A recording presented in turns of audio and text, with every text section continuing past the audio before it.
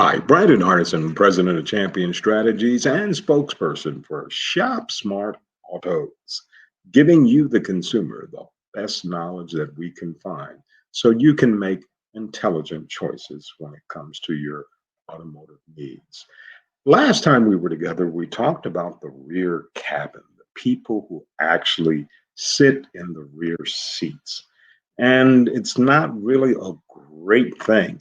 Now, in the 60s, 70s, we had a tough time just getting the front seat belts or the concept of that to the American customer, along with local law enforcement giving tickets, doing all types of events of education of why the seat belt is good to have. Even today, as we speak in 2020, we still have some challenges with some people wearing a front seat belt. But we're talking about the rear. What do we do about the rear cabin? Now, the Institute for Highway Safety is already in the process of introducing rear seat front crash tests. When we do this, we find ways to see where the injuries are less likely to cause severe damage. If we can do this based on the government standards, by 2022, the whole cabin should be safe. Now, will we get there? Will things get in the way? Congress has ordered the National Highway Testing Safety Association to mandate rear seat belt reminders. Now, if this mandate does go through, and for some manufacturers, it's approved, and for some states, they're actually going through it. So now we would know in the rear who is buckled, who hasn't, if I am the driver. And some are even talking about vehicles will not move unless every occupant of a certain weight has that seat belt affixed and across. Good thing, too political? You're the consumer. What do you think about our government, and what do you think about manufacturers when it comes to people sitting in the rear of vehicles? Should we mandate buckling up in the rear? If we do, keep in mind of what the government might have to do to get the manufacturers and you, the consumers, to adhere to that. As the automotive industry and regulators begin to focus more and more on rear seat safety, we're happy.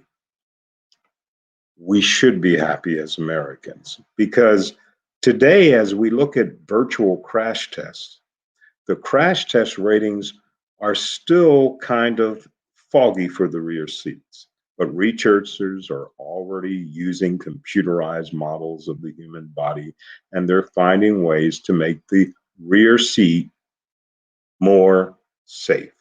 Now, some manufacturers with their research and development are doing it better than others, but there are traditionally a couple of manufacturers like Mercedes-Benz and like even Ford Motor Company that are working on this.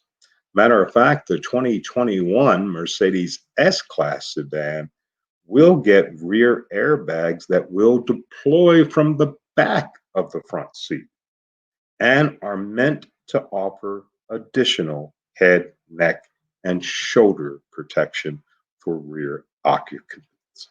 Now, there are other things that are coming in the play that many manufacturers have already done or are still researching. But once again, it has to go through government regulations. They have to be tested. So give it time, and we know that we will get there.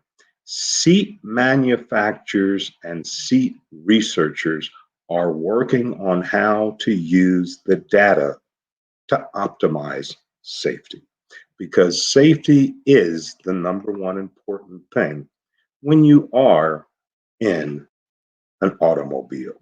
That safety cage, as we do call it, is stated for a reason. We want to make sure that all occupants in there do have a safe trip to wherever they're going. Will we get there? Yes.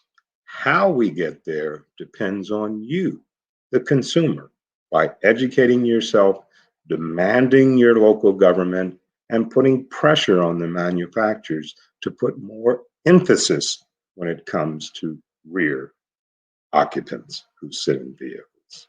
Once again, Brandon Hardison, president of Champion Strategies and spokesperson for ShopSmart Autos, giving you some more information. Hope you got something out of it. And as always, in parting, go out and make it a champion day.